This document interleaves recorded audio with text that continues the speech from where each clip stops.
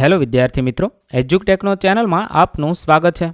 આજે આપણે શીખીશું ધોરણ 5 વિષય પર્યાવરણ એટલે કે આસપાસ પાઠ 14 જ્યારે ધરતી ધ્રુજી ઉઠી. પાઠ 14ના વિડીયોનો આ બીજો ભાગ છે. પહેલા ભાગનો વિડીયો તમે વિડીયોના ડિસ્ક્રિપ્શનમાં આપેલી લિંક પરથી મેળવી શકશો. તો ચાલો શીખીએ પાઠ 14.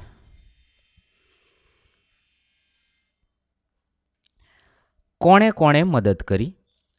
આગળ જોઈએ. ભુજના ધરતીકંપ વિશેની ટીવીનો અહેવાલ વાંચવાનો છે. 26મી જાન્યુઆરી 2001 આજે સવારે આવેલ ધરતીકંપમાં લગભગ 1000 લોકોના મૃત્યુ થયા છે. હજારો લોકોને ઈજા થઈ હતી. મદદ માટે સેનાના જવાનોને બોલાવવામાં આવ્યા હતા. અમદાવાદ શહેરમાં લગભગ 150 ઇમારતો ધરાશાયી થઈ છે. તેમાં ડઝન તો બહુમાળી ઇમારતો છે. આજે સાંજ સુધીમાં આ ઇમારતોમાંથી નીચેથી 250 જેટલા મૃતદેહો કાઢવામાં આવ્યા છે. આવું છે. અહીંયા છાપાનું એક કટિંગ આપેલું છે. તે કટિંગ તમારે તમારા વર્ગખંડની અંદર વાંચવાનું છે. તે સમાચાર છે. આગળ જોઈએ. ધરતીકંપ એવી કુદરતી આપત્તિ છે જેનું આપણે અનુમાન કરી શકતા નથી. કેટલીક આપત્તિઓ એવી હોય છે જેનું અનુમાન કરી શકાય છે, જેમ કે વાવાઝોડું, પૂર વગેરે. એનું અગાઉથી આપણે અનુમાન કરી શકીએ છીએ, પણ ધરતીકંપનું અનુમાન કરી શકતા નથી. જો આ આપત્તિઓ વિશે આપણને અગાઉથી ચેતવણી મળી જાય તો નીચે મુજબના પગલાંથી આપણે તેનાથી થતા નુકસાનથી બચી શકીએ છીએ અથવા તો તેને ઓછું કરી શકીએ છીએ. વાવાઝોડા અને પૂરની પરિસ્થિતિ સર્જાય એ પહેલાં જીવન જરૂરિયાતની ચીજવસ્તુઓ એકત્રિત કરી રાખવી જોઈએ. મોબાઈલ ફોન ચાર્જ કરી લેવો જોઈએ. વાવાઝોડા અને પૂર દરમિયાન જર્જરિત બિલ્ડિંગમાં કે મકાનો અથવા વૃક્ષ નીચે આશ્રય લેવો જોઈએ નહીં. એમ કહે છે કે વાવાઝોડા અને પૂર દરમિયાન જર્જરિત બિલ્ડિંગ કે મકાન અથવા વૃક્ષ નીચે આશ્રય લેવો નહીં, એટલે કે એના નીચે રહેવું ના જોઈએ. માછીમારોએ દરિયામાં ન જવું જોઈએ અને હોડીઓને સલામત સ્થળે રાખવી જોઈએ. ઊંચાણવાળા અને સલામત સ્થળોએ જતા રહેવું જોઈએ. ખોટી અફવા ફેલાવવી ન જોઈએ. સરકાર તરફથી મળતી સૂચનાઓનું પાલન કરવું જોઈએ. આવી બધી ધ્યાન રાખવી જોઈએ. હવે લખવાનું છે આગળ. ટીવીના અહેવાલ મુજબ ગુજરાતમાં હજારો લોકોને ઈજા થઈ હતી અને થોડા મૃત્યુ પામ્યા હતા. જો ઇમારતો ધરતીકંપમાં પડે નહીં તો તે રીતે બનાવવામાં આવી હોત તો નુકસાન ઓછું થયું હોત. કેવી રીતે? તો લખી શકાય, જો ધરતીકંપ પહેલાં બનાવવામાં આવેલ મકાનો અને ઇમારત ભૂકંપ પ્રૂફ બનાવવામાં આવેલ હોત તો આ ઇમારતો અને મકાનો ધરતીકંપની ધ્રુજારી અને આંચકા સહન કરી શકી હોત અને ખૂબ ઓછા લોકોના મૃત્યુ થયા હોત અને ઈજા પણ ઓછી થઈ હોત. લોકોના માલ સામાનને પણ ઓછું નુકસાન થયું હોત. આવા સમયે જ્યારે લોકોએ તેમના ઘર-બાર અને ચીજવસ્તુઓ ગુમાવી હોય છે ત્યારે તેઓને કેવા પ્રકારની મદદની જરૂર હોઈ શકે છે? તો લખી શકાય, ડૉક્ટર તથા દવાની તાત્કાલિક જરૂર પડે છે. ખાવા પીવાની ચીજવસ્તુઓની પણ જરૂર પડે છે. રહેવા માટેની વ્યવસ્થા કરવી પડે છે. લોકોની માલ મિલકતની સુરક્ષાની વ્યવસ્થા કરવી પડે છે. માનસિક હૂંફની વિશેષ જરૂર પડે છે.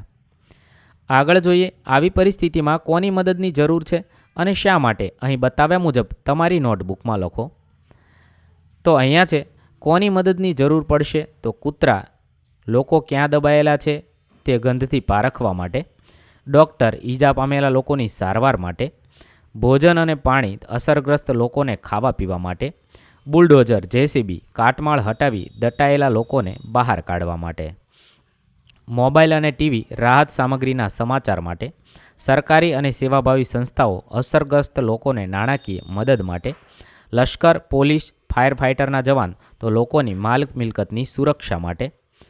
ત્યારબાદ ચર્ચા કરો. તમે ક્યારેય તમારા વિસ્તારમાં લોકોને એકબીજાની મદદ કરતા જોયા છે? ક્યારે? હા, જ્યારે પણ અમારા વિસ્તારમાં પૂર આવે કે કોઈ પણ મુસીબત આવે ત્યારે તેમજ એકબીજાના સુખ દુઃખના પ્રસંગોએ લોકો એકબીજાને મદદ કરે છે. આગળ જોઈએ. લોકો પાડોશમાં શા માટે હળીમળીને રહે છે? જ્યારે પણ આપણા ઘરે કોઈ મુસીબત આવે ત્યારે સૌથી પહેલાં પાડોશી હાજર થાય છે. એટલા માટે જ તો કહેવામાં આવે છે પહેલો સગો તે પાડોશી. સામાજિક પ્રસંગોમાં, આર્થિક બાબતોમાં, કોઈ સલાહ સૂચન મેળવવામાં અને તહેવારોની ઉજવણીમાં પાડોશી સૌપ્રથમ મદદરૂપ થાય છે. એવી જગ્યાએ રહેવાનું અનુમાન કરો જ્યાં આજુબાજુ કોઈ ઘર કે માણસ ન હોય. તે કેવું લાગશે? ઉદાહરણ તરીકે તમે કોની સાથે રમશો? તહેવારો અને ખાસ દિવસો તમે કોની સાથે ઉજવશો? તમને બીક લાગે? આજુબાજુ કોઈ ઘર કે માણસ ન હોય તો એવી જગ્યાએ રહેવાનું કોઈને પણ ન ગમે. કારણ કે મુસીબતના સમયમાં પાડોશી અને આજુબાજુના લોકોની મદદ ના મળે. તેવી જ રીતે આપણા સુખમાં પણ ભાગીદાર થવાવાળું કોઈ ના હોય અને બાળકોને પણ કોઈ સાથે રમવાવાળું ન મળવાથી આવી જગ્યાએ રહેવું ના ગમે અને એકલા રહેવાથી થોડી બીક પણ લાગે છે.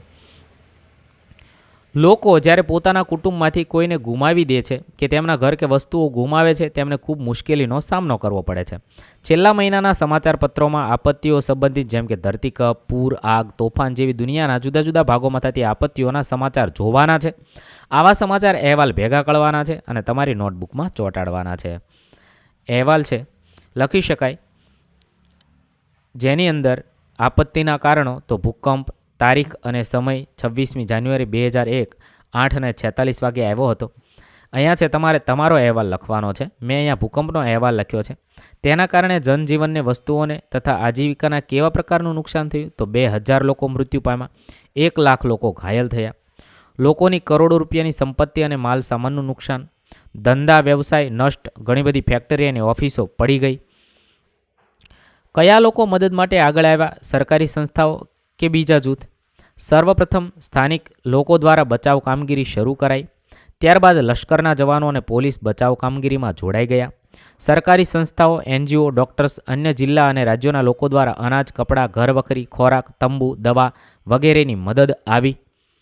જો વરસાદ ન આવે તો પાક ન થાય અને દુકાળ પડી શકે છે, પરંતુ લોકો માટે બીજી જગ્યાએથી અનાજ લાવવામાં આવે તો દુકાળ રહે નહીં, ત્યાંથી લોકોને ભૂખ્યા રહેવું પડે નહીં અને તેઓ ભૂખથી મરે નહીં. વરસાદ ન આવે તો ખેતરમાં પાક થતો નથી અને દુકાળ પડી શકે છે. દુકાળના કારણે જનજીવન પ્રભાવિત થાય છે. લોકોને ભૂખમરાનો સામનો કરવો પડે છે. દુકાળગ્રસ્ત વિસ્તારની સ્થિતિ ખૂબ જ દયનીય હોય છે. ભૂખથી લોકો મરી પણ શકે છે. આ સમયે આ વિસ્તારના પ્રભાવિત લોકો માટે બીજી જગ્યાએથી અનાજ લાવવામાં આવે તો તેમને રાહત મળી શકે છે.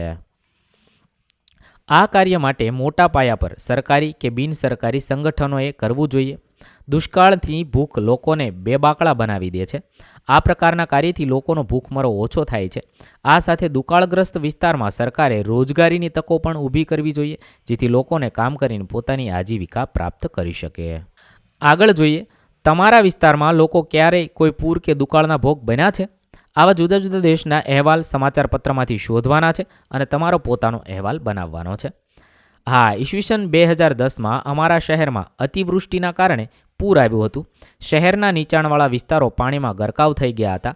લોકોના ઘરોમાં પાણી ભરાઈ ગયા હતા. આગળ જોઈએ, અમારા શહેરમાં ઈસવીસન 2010માં અતિવૃષ્ટિના કારણે આવેલા પૂરની તારાજીનો અહેવાલ નીચે મુજબ છે. આ રીતે છે, તમે અહેવાલ લખી શકો છો. વિદ્યાર્થી મિત્રો, તમારા ગામમાં કોઈ આવી આપત્તિ આવી હોય તો તેનો અહેવાલ તમારે તારીખ સાથે અને શું શું થયું અને તમે શું શું કર્યું તે અહેવાલ લખવાનો છે. મેં અહીંયા પૂરનો અહેવાલ લખ્યો છે. તમારે તમારા વિસ્તારમાં જે આપત્તિ આવી હોય તેનો અહેવાલ લખવાનો છે. આગળ જોઈએ, તમને કોઈ અકસ્માત કે કટોકટી જેવી સ્થિતિમાં જેમની મદદની જરૂર પડે તેમના સરનામા અને ફોન નંબર શોધો અને લખો. અહીંયા છે સરનામું ફાયર સ્ટેશનનું, નજીકની હોસ્પિટલનું, એમ્બ્યુલન્સનું, પોલીસ સ્ટેશનનું. મેં અમારી નજીકનું સરનામું લખ્યું છે અને ફોન નંબર લખ્યા છે. તમારે તમારી નજીકના ફાયર સ્ટેશન, હોસ્પિટલ, એમ્બ્યુલન્સ એનો નંબર લખવાનો છે. આગળ જોઈએ, મુશ્કેલ સમય. નીચેના શબ્દોનો ઉપયોગ કરી અહેવાલ લખો. અહીંયા છે પૂર, નદીનું પાણી, ઘવાયેલા લોકો, આ બધા શબ્દોનો ઉપયોગ કરી અને આપણે પૂરનો અહેવાલ લખવાનો છે. મેં અહીંયા એક પૂરનો અહેવાલ રજૂ કર્યો છે. તમારે બીજો કોઈ પૂર તમે જોયેલો હોય નદીમાં તો એનો અહેવાલ તમે અહીંયા લખી શકો છો. આ રીતે છે તમે અહેવાલ લખશો. આ પાઠમાં આપણે શું શીખ્યા? પૂર સમયે લોકોને કેવા પ્રકારની મુશ્કેલીઓનો સામનો કરવો પડે છે. ચિત્રને જુઓ. પૂર આવ્યા બાદ બાળકો કેવા પ્રકારની શાળાએ જવું પડે છે.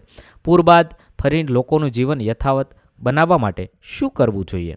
તો પૂરના સમયે લોકોને ઘર, ખેતરના પાક, રસ્તાઓ, રેલવે, વાહન વ્યવહાર વગેરે પાણીમાં ડૂબી જવાથી ઘણું નુકસાન થાય છે. જેમના સગા સંબંધીઓ પૂરમાં મૃત્યુ પામ્યા હોય તેઓ ખૂબ દુઃખી હોય છે. લોકોને ખાવા પીવાની, રહેવાની, કપડાં વગેરે બાબતોની અગવડતા પડે છે.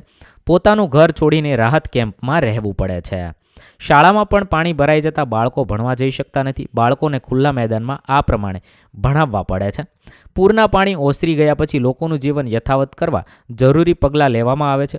રાહત કેમ્પ, ખોરાકના પેકેટ્સ, કપડાં વગેરે પૂરા પાડવામાં આવે છે.